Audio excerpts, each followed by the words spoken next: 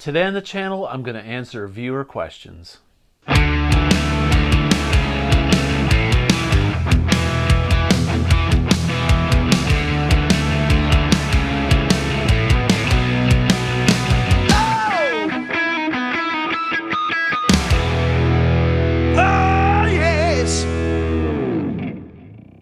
Hey everybody, welcome back to the channel. Today I'm going to answer viewer questions.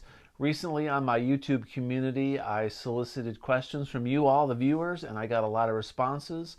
So today I'm going to go through those questions. I'm going to answer each one. I'm going to try not to take too long with these answers. My last time I did this, I kind of went too long, but I personally enjoy videos like this when YouTubers and people answer viewer questions, so I thought to shake up some of the content on the channel, we'd do another one of these sessions. If you like this kind of thing, comment below and let me know, and we'll do another one in the near future, okay? So let's begin. I'm going to get my laptop out, and I've got these questions on my laptop, so let me pull up question one, and we will go from there, all right? So question number one comes from Leon in Gold 1412. Hi Marty, if you had your own signature guitar, what would it look like? Keep up the great videos. You really are passionate about guitars and music. Well, if I had my own signature guitar, honestly, it would probably look a lot like my EVH Relic series that I modded. I like super strats with a humbucker, and I like a single coil in the neck position. I also like a Floyd Rose 1000. So that would be my guitar, basically a super strat with a single in the neck and a humbucker in the bridge with a Floyd Rose. I do love Les Pauls, so I might make a single cut similar to a Les Paul, but really a Les Paul is all I need. I don't really need a signature series guitar like a Les Paul. Those are perfect in my opinion, but yeah, it would be a super strat with a Floyd Rose, humbucker, and single coil with a big fat neck, locking nut, Fender style headstock. If you haven't seen my video on my EVH Relic series that I modded, check it out. I did one recently. I got the white one and I love it. All right, next question comes from Solo's Revenge 1360. Solo's Revenge. All right, cool. Star Wars fan maybe? I love Solo. Can you do a guitar lesson on how to play Learning to See? You know, I never learned any of the Van Halen stuff that came out in '04 when they did the Sammy Hagar reunion. I enjoyed those songs at the time. There's a lot of really tricky stuff in Learning to See. It's got a Sustainiac in it, and it's kind of interesting. I don't know. I could try to do a lesson on that. I'd have to learn it and spend some time getting underneath that song. But most of my lessons that I do are songs I'm really familiar with, or are quite familiar with, or used to be familiar with, so it doesn't take me as long to get them down. I've played them for years, so I feel like I can put my best foot forward and show you guys decades of tips and tricks on the lessons. So, but I'm not counting it out. That would be a good lesson.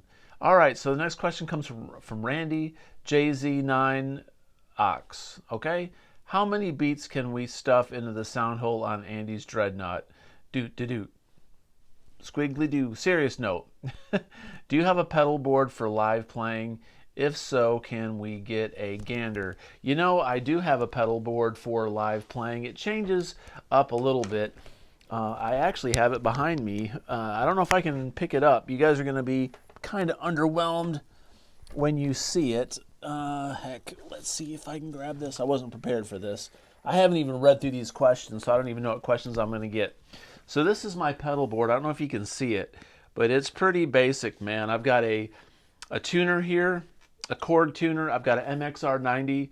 I've got a Digitech Whammy.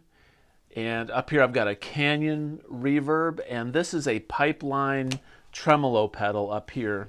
This pedal, that shouldn't be on there. That's a Donner chorus pedal. I don't use that on my pedal board.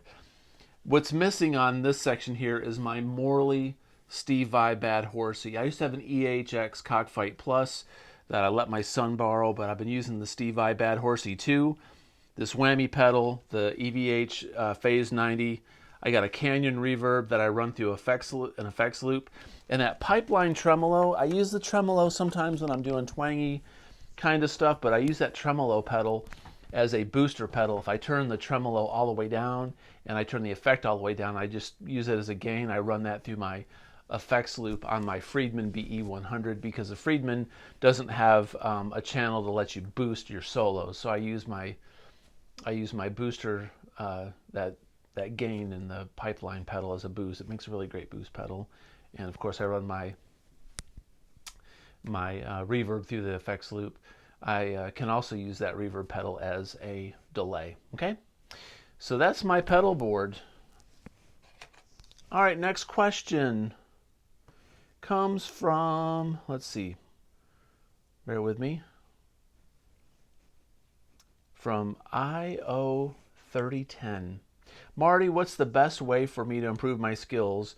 New rock guitarist here, age 57.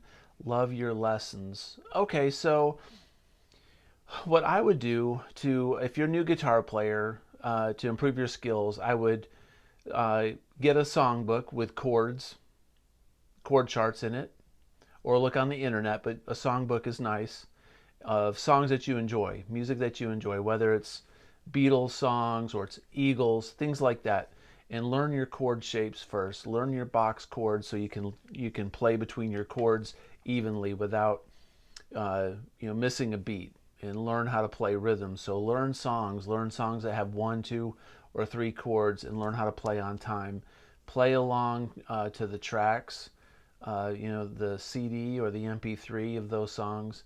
Play the jam tracks on YouTube. Look up instrumental tracks. You can type in jam track for just about any song and it's on there. But start by learning your songs. Take lessons from an actual teacher in person. Go to your local music store, whether it's Guitar Center or it's Sam Ash or one of those places, and get in-face personal lessons. Go bi-weekly, every other week, and learn that stuff. And stick to the stuff that you like the best, because you'll be inspired to play. If you like to play country or you like to play rock, stick with the style that you like the best. But remember, you got to walk before you can run. So you got to learn your chord shapes, and you got to learn how to play on rhythm and on time. Playing with a metronome or with tracks will help you improve. And then once you start getting the fundamentals down of your chords, you'll get to understand keys, and that'll help you understand where to go with your solos later when you start to play leads. But don't try to start playing leads and fancy stuff first. Learn how to play your chords, arpeggiate your chords, and learn how to play that on time and smoothly, and learn songs. Get in-person lessons with somebody. It's worth the investment, but that's how I would start. All right, next question comes from Ken Zimmerman, 63. How did EVH's classical piano training influence his guitar playing and composition? Well, Eddie, learning classical piano is like having an orchestra at your fingertips. I know how to play piano. I went to music school. I have a music degree. I studied theory in composition and orchestration. And I can tell you from personal experience that when you learn how to play piano and you learn classical music, you understand the fundamentals of Western music. You understand, what the tonic is, a 1 chord. You understand chord voicings, major chords, minor chords, major 7 chords, dominant 7 chords. You also learn that dominant 5 chords lead to 1, and most pop progressions are 1, 4, 5. You learn your minor 6 is a great modulation to go to, and minor 2s, and you're able to apply basically those fundamentals on keyboard to your writing. And when you start learning pop songs, you can correlate how a lot of the pop songs use a little bit of music theory, or you can understand what makes those pop songs catchy and sound the way that they do based on the theory that you already know. Hope that makes sense. But that's how it influences playing. I think when you listen to Eruption is like a classical piece. I've heard people play it on piano before and break it down, and it's You know, it's kind of like a classical symphony. The chord progressions and the voice leading that Eddie used in his compositions had a lot of influence in them. I really don't think Eddie understood music theory from a technical standpoint. He couldn't tell you, oh, a dissective cadence in C is going to an A flat major. You know, he didn't understand that. Didn't matter. He knew it in his mind and his ear, and genetically he was gifted in the gift of music as well. Next question, David Kraft 4919. David, all right. How about some tips on navigating open C tuning and an intro to tapping? Forgive me if this is the wrong place or format for such. Rock on. Um, Open C tuning. You know, I don't ever use open C tuning. I'll use like open E, or I'll tune to a G chord and things like that. I do have a lesson on tapping and how to get better at tapping and the theory behind tapping. But I should do an intro to tapping lesson. That would be really good. I'm sorry, I don't have any tips on navigating open C tuning. I haven't really experimented with that. There's a lot of things that I haven't really experimented with coming with guitar. You know, I play to my strengths, I guess. Craig Just 2401. So Craig Just 2401. Hi Marty, big fan. I play guitar in a band called Jethro Skull. I love that. I love Jethro Tull, man. Crest of a Knave is actually a great album, even though it beat out And Justice for All. Jack and the Green is a great song from Songs from the Wood. Love that. Okay, I'm having trouble breaking out of the minor blues pentatonic scale, and I play a lot in E. Could you show us a way to play more Yngwie Malmsteen type patterns or runs in E and A? Yeah, I can do that. One thing I can say is explore the E pentatonic minor, not pentatonic, the E harmonic minor scale. Check out some positions for that, okay? And Yngwie did a lot of harmonic minor scales, and when you play an E, for instance, and then you go to a B dominant 7 chord, that harmonic minor plays really well into that mode. Okay, so check out E harmonic minor and work with that. But I can do a lesson on that. But that'll help you break out of the pentatonic scale. One thing that you can do to break out of the pentatonic scale is learn 3 positions of it that are close by each other and play between those positions. And then when you go to the dominant 5, like the B7 chord, then rip over the E harmonic minor scale, and you'll be pretty interested in how that sounds. Also, you know, instead of playing E pentatonic minor, look at E Dorian mode or E Phrygian modes. If you Google that and look up like a couple chord charts, that'll help you break out of that as well. Record yourself playing, a simple chord pattern, basically going from E to G, or EGA, or E A down to G back to E, and then play those E harmonic minor scales and E Dorian over that, and you'll enjoy that. And when you listen to yourself back and record from recording it, you'll be able to critique it, and over time when you listen to your recordings, you'll see where you've improved. It'll be very encouraging to you. Ryan Guffey 4739. You mentioned in the past you studied music theory. What aspect of that would you say is most important to intermediate players looking to advance their skills and knowledge? All right, so first of all, music theory is not a set of rules that you have to follow in order to play music. A lot of people think that music theory is you have to play it a certain way and that's it. In music theory, that is true. Classical composers had certain guidelines and rules to make Western music sound the way that it did back when they wrote music. But music theory gives you a command of understanding chords, and it helps you understand voice leading. So I think in relation to your question, what aspect would you say is the most important to intermediate players? I think understanding when you're writing songs and composing solos over that, you will find that, say for instance, you're in the key of G. You'll most pop songs will be say for instance 1, which is G, and they'll go to maybe a minor 2, which is an A minor, then a C, which is a 4, and a D, which is a 5. And very often they'll, for a chorus, they might move to a E minor, which is a 6 minor. But music theory will show you that a lot of songs, even classical songs, will do, for instance, 1, 4, 2 minor, 5. Pop songs do the same thing. And when you, music theory teaches you ways to write melodies that stick in your head, kind of like earworms, call and response melodies, melodies that will ask a question and then they answer the question. They may come up and then they answer going down, or the melody may go down and then up and then answer it again, and it creates kind of a hook. That's what we call a hook in music. Is, you know, what makes you want to hear it again, what makes it memorable. So theory teaches you a lot about you know, how to write melodies over chord progressions, and it can break you out of the norm looking at what chords work with other chords well. It also helps you understand what chords, you know, what are some interesting chord voicings to use, even if it's not proper, as they say in music theory, to write that way.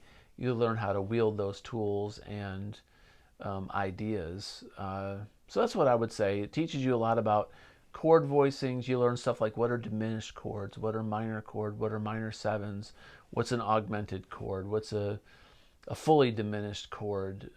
You learn that diminished chords can be the same as a dominant 7 chord, which is a different root note. When you're writing a dominant 7 chord, you know, you can resolve that dominant 7th down to the 6th, and that's a great way to resolve to a 1 chord. Stuff like that. That may not make sense right now, but voice leading is important. It teaches you also harmony. Harmony is very important too. So when you write guitar melodies, or say you're trying to do guitar solos, like something in Boston, a Boston song, Tom did a lot of melodies that had thirds above the main melody, so the parts went together. Or he did counterpoint, where melodies, the soprano line would go up and the bass line would go down, and they would kind of meet in the middle. And you understand that middle voices, the tenor and the alto voices, move very little. So when you're writing harmony parts in guitars, you kind of understand how to do voice leading. That's a little bit more advanced, but that's another important component of music theory that you can apply to guitar playing down the road, especially when you're in the studio and you're recording and you do instrumental music, such as myself. All right, so Katsuyo Sarm W. I hope I said that right. Love the vids. What would be your choice for a live rig under $1,500? I like amps. I like tube amps. Clearly, I'm surrounded by amps. But a live rig under $1,500, depending on what you want to go for. Most people playing live now are going with modelers and modeling amps. I like Fractal stuff. I use a dated Fractal AX8. I know the is it the FM3 or the FM9? Some of the new Fractal stuff and the new Helix stuff are very good live. If you're going to play live, most bands and places accommodate modeling amps, and you know, if you use in-ears, you might want to go with a modeling amp depending on the style of music you're going for and the venue that you're playing. You can always run those modelers through a tube head with an effects loop and use what's known as a 4-cable method and use it through your head.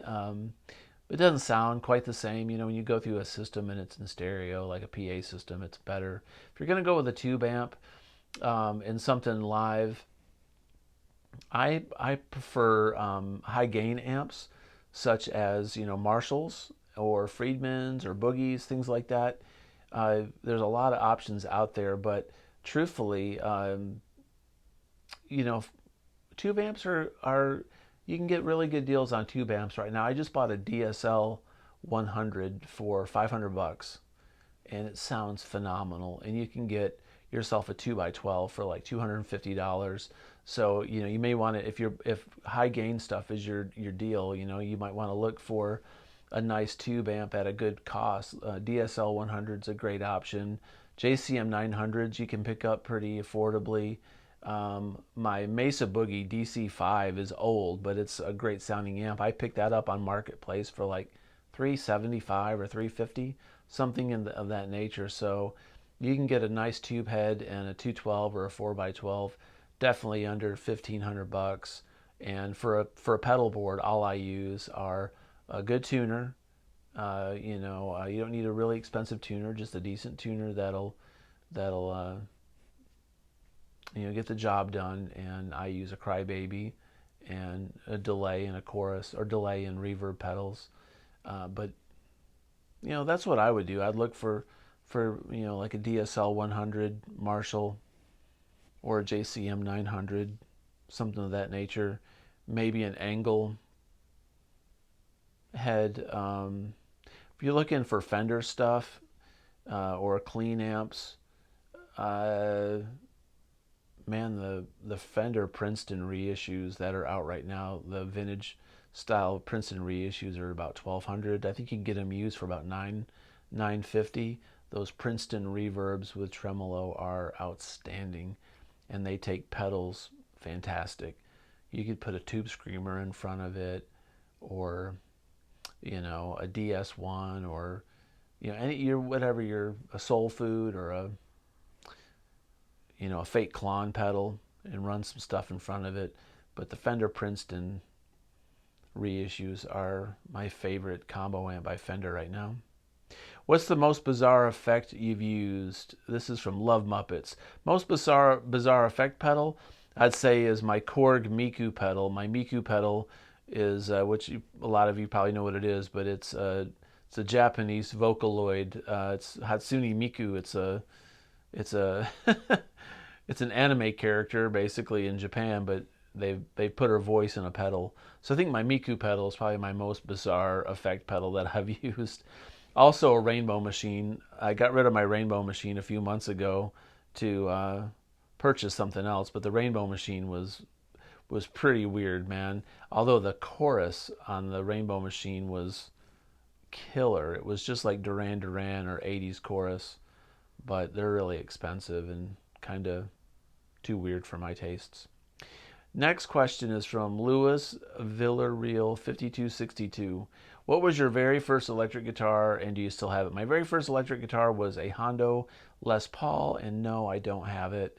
I traded it for a Hondo Strat copy, which was terrible.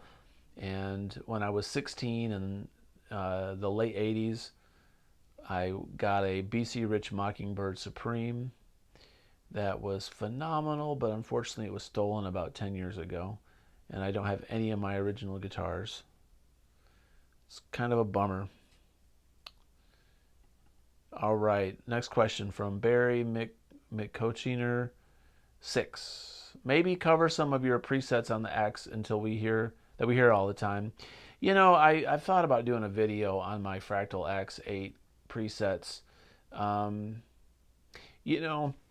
The magic, I think, in the sound in my presets comes down to the Friedman IRs that I use. A friend of mine gave me a bunch of ML Labs Friedman IRs, and those IRs sound really good. And I record, those IRs are in stereo, and I record in stereo into Pro Tools. And I use stereo delay and reverb in Pro Tools and post, just so I can mix it in better. So I'm just running a dry Friedman BE patch most of the time in my videos with Friedman IRs. And yeah, I've EQ'd it inside the Fractal a little bit, and I've adjusted the gain levels and all, but the IRs is really where it's at. But I should show you, there's a really huge program called AX8 that comes with Fractal. It's free, and AX8 lets you really drill down and edit your amp settings. There's so many settings that you can adjust on the amp. You can spend an hour tweaking stuff. But if y'all are interested in seeing that, I'll show you what that looks like. It's kind of fun, but it's kind of basic. It's a kind of a basic sound. All right, so the next question is from Deputy Van Halen 5150. How are you, Marty? I was wondering if you use your Fractal when you play live. If so, do you run it into an existing PA system or into an amp? Have you played shows using both methods? Have you ever used a Line 6 Pod HD 500 pedal board? My father recently gifted me one. No, I've got a friend that's got a Pod HD 500 and he uses it a lot and it sounds really good. So that's not a bad unit at all. I used to use my Fractal when I played live at shows using the 4 cable method, but it's kind of noisy. When you use the 4 cable method, it doesn't use the amp modeler because I would be running it through my Friedman, for example. So my Friedman still sounds like my Friedman, so I don't need an amp modeler because I'm using my tube amp, but it uses my effects loop to run the effects. Part of the beauty of the Fractal is the effects and all can be ran in stereo. So I went back to using my pedal board in front of an amp. I just feel like it's less hassle and I just like the way that sounds. But I use my Fractal sometimes if I do like a corporate gig or I do something where they don't want me to use live amps. I'll use my Fractal and run in stereo with in-ears. And I also play at a church that plays rock. We do rock and roll and a lot of contemporary stuff. It's kind of a different, real open church regarding music and stuff like that. And we play strictly through the PA system. So every week I use my Fractal there and use the patches that I use on my channel. I have a double verb, which is like a twin reverb clean setting that I use on some stuff, and I've got my Sir Badger patch and my Friedman BE patch. Those 3 patches pretty much get me through everything, but I do use it a lot and I go direct there. So used to use it live through an amp, not much anymore. And of course I use it on YouTube because it records so darn nice. And I practice with it when I learn songs in my home studio. I run it through my monitors and my system. All right, next question, 59 Plexi. Can you do a tutorial on how to play Intruder with all the squealing and screeching? Best intro ever. You know, I could do a tutorial on it, but I read an interview with Eddie many, many years ago, and he said that squealing and screeching came from him jamming a Heineken beer bottle underneath the guitar strings. Just jamming the bottle up underneath the strings by the pickups, and it was making the guitar go crazy. I don't think that kind of stuff really can be duplicated. Eddie did that stuff in the studio and it was in the moment and they captured it. And you can only get lightning in a bottle once. And I don't think it can be duplicated. You might be able to come close, but we're fortunate enough to have it on recording the way Eddie managed to capture it. But yeah, the beer bottle under the guitar strings is what I read from Ed. All right, who was better, EVH or Jimi? This is a question by Gunther Lunschin Z. Is your name cut off? I apologize. Thanks for the question. This question is kind of a baited, loaded question because no matter which way you answer, you might get someone upset at you. So I'm going to answer it 2 different ways. Technically, technical aspect, Eddie was far superior to Jimi. Guitar had not evolved to the level that it had evolved when Eddie started just really, ripping ass on guitar. So Eddie could play stuff that Jimi didn't have the technical skills to do. But Jimi was the first. Jimi opened the door. No one had played guitar like Jimi until Jimi did it. Jimi played through the plexis and got the feedback and played all those really cool pentatonic riffs and all the neat chord voicings and the bluesy stuff that has spawned so many, rock and rollers out there. So Jimi kind of invented the wheel and Eddie refined the wheel, and I don't think anybody since those 2 have done what they've done for guitar. I don't know if anybody really can expand on it much more. I mean, I just don't. So EVH was technically better, but Jimi has the crown regarding. He went there first. He opened the door. He opened the door for all of us.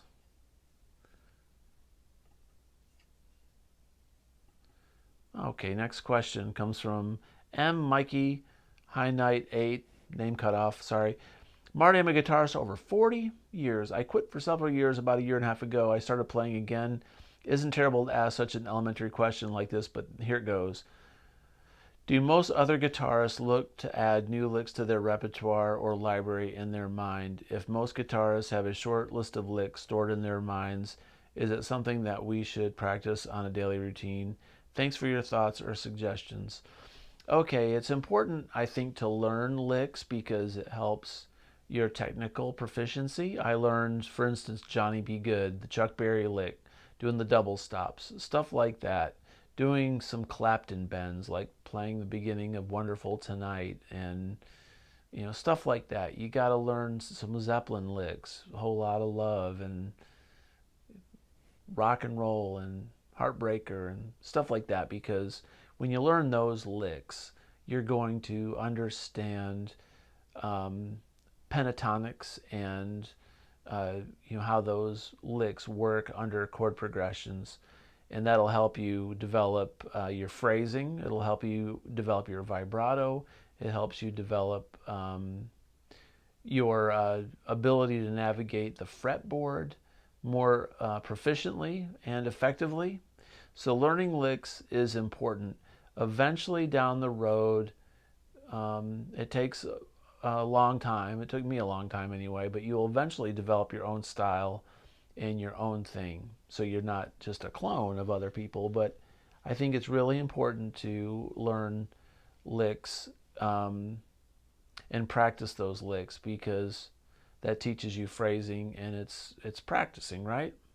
So yeah, I would definitely say that you got to keep some of those licks stored in your mind, and you'll wind up using.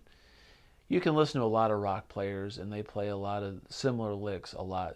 Like Eric Johnson is one of my favorite players. He does a lot of the same pentatonic runs, as does Joe Bonamassa. Billy Gibbons plays a lot of the same licks over stuff. Eddie Van Halen played a lot of the same licks over a lot of his songs and phrases. What makes those licks sound differently is the chords and the rhythm underneath those licks, and it sounds like a fresh solo. You can take the same pentatonic riff and play it over 5 different rhythm patterns, and it'll sound like a completely different solo. So that's not an elementary question. I hope that answers it, but that's the best answer I can give you. All right, next question is from BMAC5085. What's up, dude? This question is outside the box. Since you're into cars, what car or car project do you have now, and what would your dream car be? Well, I have. I don't really have any car projects. I drive a I drive a Volkswagen Sport Wagon Jetta, because I can fit a lot of amps and get gear in it, right? And it's a diesel, so I can go 540 miles on a tank of gas. And it's it's kind of old. It's 10 years old, but it's got leather, and it's luxurious for me and comfortable. I did a few years ago. I bought a 2006 Porsche Boxster, quite cheap, and it runs really good. I need to fix the sunroof. I need to put a there's a little bar that lifts the roof up. There's a little piece I need that's always been missing. So I guess that's my car project. But I've got this '06 Boxster that I'm actually thinking about selling this spring, just because I really don't need it. I've had it for a few years. It's fun, but I don't know. But yeah, I love cars. My dream car, what would my dream car be? My dream car, heck, probably a fastback Mustang, like an old Mustang, like a 66 or a 67 Shelby stuff. That'd probably be it. All right, best concert you ever attended and concert you wish you went to. Best concert I ever attended, my life-changing concert that I attended that changed my life and put me on my musical journey was I saw Twisted Sister Stay Hungry tour around I guess it was 84, 85. I was really young, and it was great. But I was very impressionable, so I don't know. I mean, I think that's one of the best concerts I've been to, but it's my first one, so I'm kind of probably biased. But I'd have to say, honestly, I saw the Right Here Right Now tour in Nashville, and it was around 92 or 93, 92 I think, and Vince Neil opened with Steve Stevens on guitar. That was exposed to that album. That was a great show. Vicky Fox on drums. Man, that was a great band. Vince sounded great, and then I was front row for Van Halen, and it sounded so good, and the band was so tight. I would have to say the Right Here Right Now tour was also. I saw Paul McCartney in Memphis in the mid '90s. That was also magical. I actually cried at that concert. It was pretty powerful at one point. All right, so user dash WV4KK5KS9L. Hey Marty, wondering what your top 5 favorite guitar players are. Top 5 players, man, this changes a lot probably, but gonna say Eddie, gonna say Jimi Hendrix, I will say Eric Johnson, I'll say Joe Satriani, and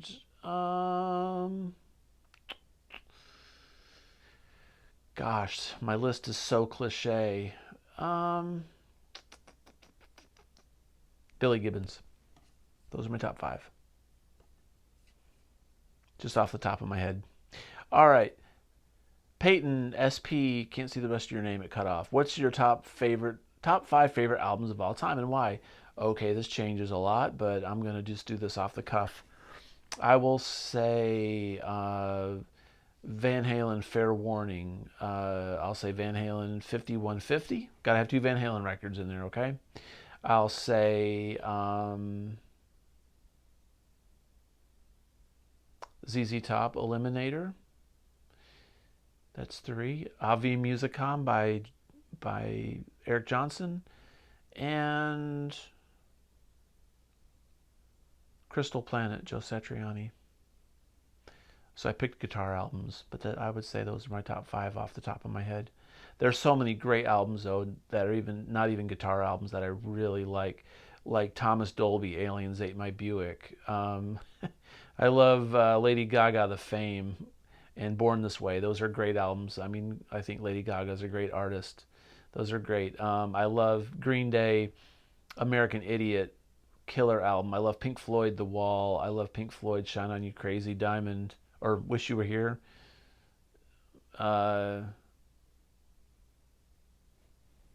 Dark Side of the Moon. Those are so cliche. I love the Eagles, Hotel California, Blink 182, Enema of the State. The new Blink 182 album is fantastic. I love Green Day. I just said that. I also like 21st Century Breakdown, killer album. Queensryche, Operation Mindcrime. So good.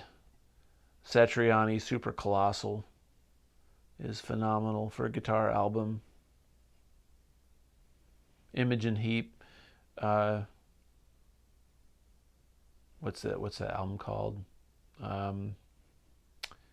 Speak for Yourself. I think that's the name of that album by Imogen Heap. Killer album. Jeff Beck, Blow by Blow. I believe that's the name of that record. It's late. I'm drawing blanks here. These are just some of my top albums. Texas Flood, Stevie Ray Vaughan. Couldn't Stand the Weather, Stevie Ray Vaughan. Venus Isle, Eric Johnson. Flexible by Steve Vai. Eat 'Em and Smile, David Lee Roth, obviously. That's a great record. All right, I could just keep going on, and you all would be bored. But those are some of my top albums. If you could only have one guitar, what would it be? I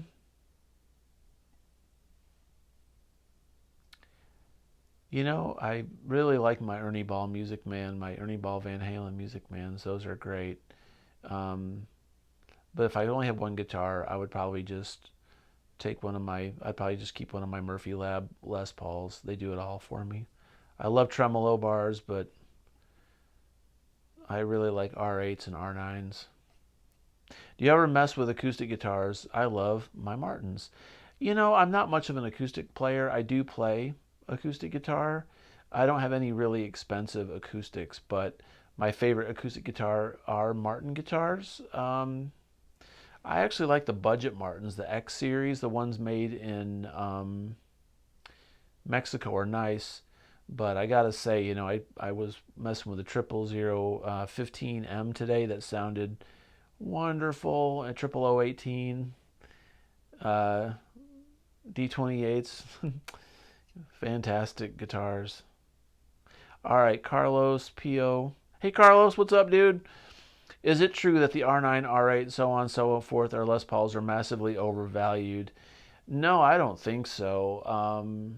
From experience, you know, I have three R8s, one R9 and one R0, and uh, the custom shop Gibson Les Pauls, the woods and the care that they put in those guitars are tremendous. I've got a couple old customs that are great. Um, no, I don't think they're overvalued. I think it's best to get a good deal, buy them used. But I just picked up a R8 that was, you know, a month or so ago. That was a custom shop R8 with a beautiful top, and I got it for like $2,800. Man, that's a lot of money, but there's not a standard out there in that price range that can even touch it. Plus, I think they hold their value. But when you get one and you play one and you get used to it, you'll realize that they are truly a beast of a guitar. But I understand why people bag on Gibson and talk about how expensive they are. I mean, there are other guitars out there that will do the job just fine for a fraction of that price. But the reissue Gibsons are special guitars. Eric Zajac 5237. Caster wheels on a 412 or flat on the floor. In my opinion, the cab sounds beefier when I pop out the wheels. Yeah, the cabinets do sound better without the wheels. That's my opinion. They're harder to move around. I get myself a little moving cart. They sell these carts at Walmart that are made out of wood for $15, and you can roll them. They're like a mechanic's creeper, and you can roll them across the street if you're at a gig.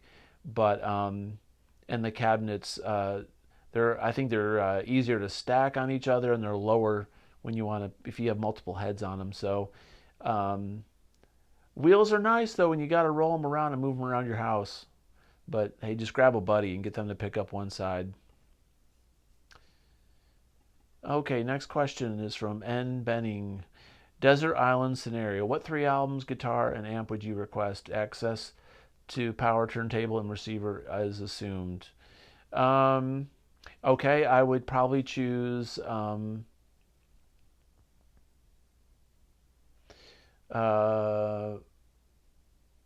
Gibson Les Paul and my Friedman BE100 for my amp. As long as I could bring a delay pedal. Top and three albums I would take with me, I would say Fair Warning, Angels and Airwaves, Love, and Pink Floyd, Wish You Were Here. Did I answer all those? Okay. Yep, answered that. It's a tough question, especially when you don't screen these in advance. Next question by Harold Smith, 380. Are you a fan of sweep picking? Personally, I am not, LOL. You know, no, I'm not. I'm not really a fan of sweep picking. I think it's cool when you see somebody do a burst, like a sweep picking burst at the end of a solo or something, and some of that sweep picking with the tapping is cool. I can sweep pick a little bit, but you know, I'm not really a fan of it. I think it's good in certain circumstances. And I'm not saying that because I don't do it that much, but I don't know. I just none of the music that has sweep picking in it, like all just constant sweep picking, it just doesn't turn me on. All right, last question is from LeChonk Monkey. What time period do you think Eddie was at his peak in musical ability and songwriting? Well, when Eddie was young, really young, he had a fire and tenacity and ferociousness to his playing that over time he kind of abandoned. I think, you know, he's like, well, I did this already. And as you mature as an adult, you kind of do different things. You know, you get inspired by different things.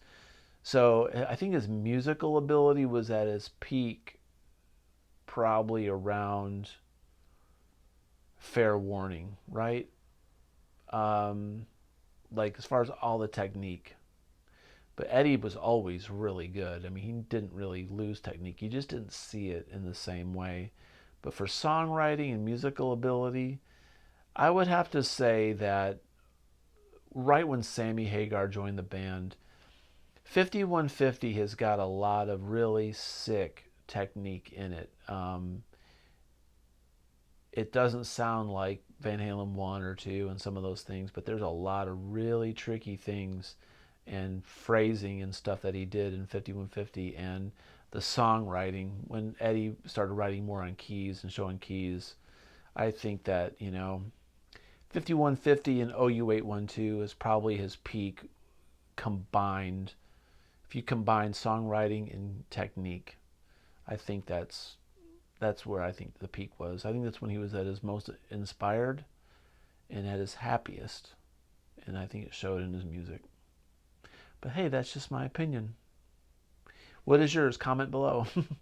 All right, well, thank you so much, everybody, for submitting questions. I believe I got every one of them that was off Instagram and on the YouTube community. I hope that you enjoy the video. Please comment below. We'll do more of these if you know, y'all are interested in it. I don't do these because I think I'm that important or my opinions are that critical, but I thought it'd be fun to do some different content today on the channel. And I appreciate everybody watching. We're closing in on 30,000 subscribers. I can't believe it. So I can't thank you enough for that. It's unbelievable to me that we've reached that on this channel. I couldn't do it without all of your support.